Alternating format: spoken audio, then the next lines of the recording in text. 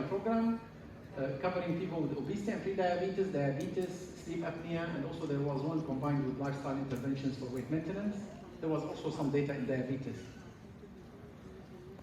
And that's the sort of average weight loss you will get with the regulated 3 milligrams of Saxenda in the phase 3 program. It's between 6 to 8%.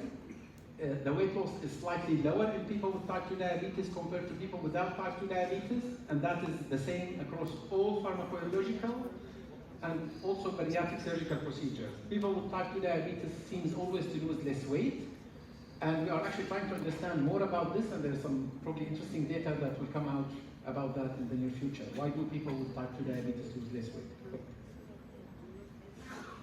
The chances of achieving 5% weight loss with the liraglutide is between, the liraglutide 3 milligrams is between 50 to 60%. And the chances of achieving 10% weight loss is about a third, 33%.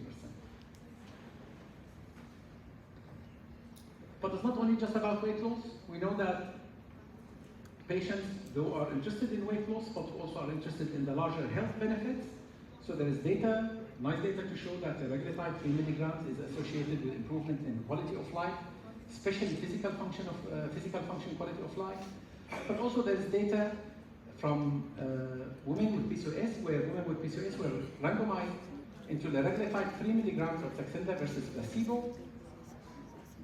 And what we see here is that the weight loss observed is similar to what you would expect from people who don't have PCOS. So they have actually good response to treatment.